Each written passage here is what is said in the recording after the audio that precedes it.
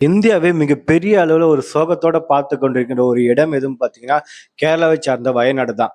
ஏன்னா, வயநாட்டுல ஏற்பட்ட மிகப்பெரிய மழையினால அங்க ஏற்பட்ட நிலச்சரிவு ஆனது பல 100 பொதுமக்களோட உயிர வந்து காவு வாங்கியிருக்குன்னு தான் நம்ம சொல்லணும். கிட்டத்தட்ட பார்த்தீங்கன்னா, அந்த இடத்துல வந்து பலி எண்ணிக்கை 300க்கும் மேல் அப்படிங்கிற மாதிரியான ஒரு பல்வேறு சோகமான விஷயங்கள் வந்து அங்கிருந்து வந்துகிட்ட தகவல் வந்து நமக்கு வந்துகிட்டு தான் இருக்கு.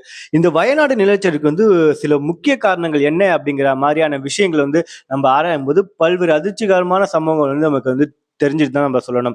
அத வந்து உங்ககிட்ட ஷேர் பண்றதுல மிகப்பெரிய அளவுல விழிப்புணர்வு வந்து மக்களிடையே ஏற்பட வேண்டும். இது மாதிரியான அநியாயங்கள் வந்து வேற எங்கேயாச்சும் நடந்ததுன்னா, கண்டிப்பா பொதுமக்கள் அனைவருமே தட்டி கேட்க வேண்டும் அப்படிங்கிற ஒரு ரீதியில தான் இந்த விஷயத்த வந்து நாங்க உங்களுக்கு ஷேர் பண்றோம். அது மட்டும் இல்லாம வயநாடு வயநாடு வந்து இப்ப கிட்டத்தட்ட பார்த்தீங்கன்னா, 300க்கும் மேற்பட்ட உயிர்கள வந்து காவு வாங்கியிருக்குன்னு தான் சொல்லணும். அதுக்கு முக்கியமான ஒரு காரணம் என்ன சொல்லி பார்த்தீங்கன்னா, காடுகள் அழிப்பும், காலநிலை மாற்றத்தால் அதிகரிக்கும் பெருமழையும் இதற்கான முக்கிய காரணங்கள்னு நம்ம சொல்லலாம். ஏன்னா காட அழிச்சாலே பார்த்தீங்கன்னா, அந்த இடத்துல வந்து மண்ணுக்கு உண்டான கிரிப் கிடைக்காம நிலச்சரிவு போன்ற பல்வேறு அசம்பாவிதங்கள் வந்து தொடர்ச்சியா நடந்துட்டு தான் இருக்கு. இந்த பேரிடருக்காக எல்லோரும் வருந்துகிறார்கள். முக்கியமா பார்த்தீங்கன்னா, இந்த மேற்கு தொடர்ச்சி மலையை வந்து காப்பாற்றியிருந்தால் இந்த இழப்பினை பெருமளவு குறைத்திருக்க முடியும். ஆனால் அதற்கான சூழியல் கோரிக்கைகளை கடுமையாக எதிர்த்த அரசியல்வாதிகளும், கார்ப்பரேட் முதலாளிகளும் கூட இந்த சம்பவத்துக்கு வந்து நீலிக்கண்ணீர் வடிக்கின்றார் தான் நம்ம சொல்லணும். அந்த வரலாற்றை வந்து நம்ம கொஞ்சம் பார்ப்போம். மேற்கு தொடர்ச்சி மலையின் இந்த சூழல் அமைப்பு அப்படிங்கிற மாதிரியான விஷயத்த வந்து 2010ல ஒரு குழு ஒண்ணு அமைக்கப்படுது. அந்த குழுவுக்கு தலைவராக மாதவ் காட்கில் அப்படிங்கிற ஒருத்தர் வந்து இருக்காரு.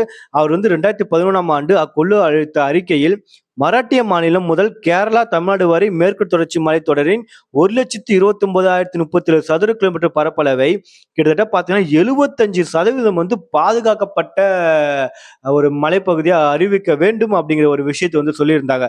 அதாவது சூழியல் உணர்திறன் பகுதியாக, அதாவது இங்கிலீஷ்ல சொன்னீங்கன்னா எக்கோலாஜிக்கலி சென்சிட்டிவ் ஏரியா, இஎஸ்ஏன்னு சொல்லுவாங்க. ஏன்னா அறிவித்து மலை அழிப்பு வந்து தடுக்க வேண்டும் அப்படிங்கிற ஒரு விஷயத்த வந்து பரிந்துரைச்சிருச்சாங்க. ஆனா இதனை மாநில அரசுகளும் கார்ப்பரேட் முதலாளிகளும் கடுமையாக எதிர்த்தனர். அதாவது என்ன சொன்னாங்கன்னா, இது மாதிரியான அறிக்கை வந்து நாங்களால இது பண்ண முடியாது, எங்களால ஏத்துக்க முடியாது அப்படிங்கிற ஒரு விஷயத்த சொல்லி, இந்த அறிக்கையை வந்து மறு ஆய்வு செய்வதற்காக கஸ்தூரி ரங்கன் குழுவை வந்து அமைத்தனர். அவர் வந்து 75 பகுதி, அதாவது முன்னாடி இருந்த குழு வந்து 75% இடத்த வந்து நீங்க பாதுகாக்கணும் அப்படி சொல்லியிருந்தாங்க. ஆனா இவரோட குழு, அதாவது கஸ்தூரிரங்கன் குழு வந்து 75 பகுதியை காக்க வேண்டும் என்ற கோரிக்கையை வந்து 50% வந்து குறைச்சிட்டாரு. நீங்க வந்து 50% மட்டும் நீங்க காப்பாத்தினா போதும் அப்படிங்கிற ரீதியில வந்து சொல்லிட்டாரு. உடனே பார்த்து இந்த 50% கூட வந்து அங்க இருக்கிற அரசியல்வாதிகள், மாநில அரசும், கார்ப்பரேட் முதலாளி வந்து கடுமையாக வந்து எதிர்த்தாங்க. அதெல்லாம் முடியாது.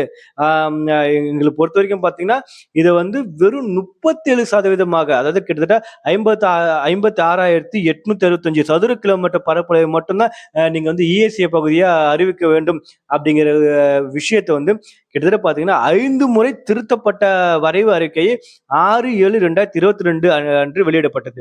இந்த அறிக்கையோட நோட்டிபிகேஷன் கூட இதற்கும் வெளியிடப்படவில்லை தான் நம்ம சொல்லணும். அந்த அளவுக்கு கார்ப்பரேட் முதலாளிகளும், மாநில அரசும் இந்த இடத்துல வந்து மிகப்பெரிய அளவுல வந்து சதி செஞ்சுட்டு இருக்காங்கன்னா நம்ம வெளிப்படையா சொல்லி ஆகணும்.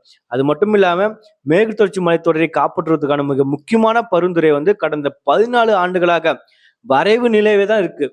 அது ஒரு சட்டமா இதுவரைக்கும் வந்து ப நடைமுறைப்படுத்தவே இல்லைன்னு தான் நம்ம, இது ஒரு வேதனையான விஷயம் தான் நம்ம சொல்லணும். மேற்கு தொடர்ச்சி மலைத்தொடர் வந்து சூழலமைப்பை காப்பாற்றுவதற்கு தடையாக இருந்த அரசியல்வாதிகளும், கார்ப்பரேட் முதலாளிகளும் இப்போது வயநாடு பேரிடருக்காக வந்து கண்ணீர் வடிக்கின்ற, அதாவது நீலி கண்ணீர் தான் வடிக்கணும். அது இல்லாம நிவாரண நிதி வர தரானுங்க. அதாவது அந்த நிலச்சரிவு ஏற்படுவதற்கு முக்கிய காரணமே இந்த கார்ப்பரேட் முதலாளிகளும், இந்த மாநில அரசும் தான். இப்போ உடனே போயிட்டு அந்த இடத்துல வந்து நிவாரணம் கொடுத்து தங்களுடைய தவறை வந்து மறைக்க தான் முயற்சி பண்றானுங்களே தவிர, அந்த சட்டம் கொண்டு வருவதற்கான எவ்விதமான ஒரு வாய்ப்பையும் வந்து இதுவரைக்கும் ஒரு துளி கூட அவங்க வந்து தரவில்லை அப்படின்னு நம்ம சொல்லணும். அது மட்டும் இல்லாம தமிழ்நாடு எடுத்துன்னு பார்த்தீங்கன்னா, தமிழ்நாட்டுல வந்து பல மலைகளை வந்து கொடைஞ்சிட்டு எடுத்துட்டானுங்க. மழையே இல்ல அப்படிங்கிற மாதிரியான விஷயம் தான் நம்ம சொல்லணும். பல்வேறு மலைகள்லாம் கிரானைட் கற்களா வந்து மாத்திட்டானுங்க. ரிசார்ட்டா மாத்திருக்காங்க. இப்ப இருக்கிற ஊட்டி, கொடைக்கானல்லாம் பார்த்தீங்கன்னா, இன்னும் பெருமழையெல்லாம் அங்கெல்லாம் பேஞ்சுதுன்னா, இதை விட மிக மோசமான பாதிப்புகள் ஏற்படுறதுக்கான வாய்ப்புகளா இருக்குன்னு தான் சொல்றாங்க. அதற்குள்ள வந்து இந்த தமிழக அரசும் சரி, இந்த மத்திய அரசும் சரி, இங்க இருக்கிற மாநில அரசும் சரி, தன்னுடைய காலநிலை மாற்றத்தை புரிந்து கொண்டு, அவர்கள் தூக்கத்திலிருந்து விழித்துக் கொண்டு, கண்டிப்பாக ஒரு முக்கியமான ஒரு நடவடிக்கை வந்து இவங்க எடுத்துதான் ஆக வேண்டும் அப்படிங்கிற ஒரு கோரிக்கையை வந்து நாங்க நம்மளுடைய சேனல் மூலமா வச்சு வைக்கின்றோம். நன்றி, வணக்கம் மக்களே.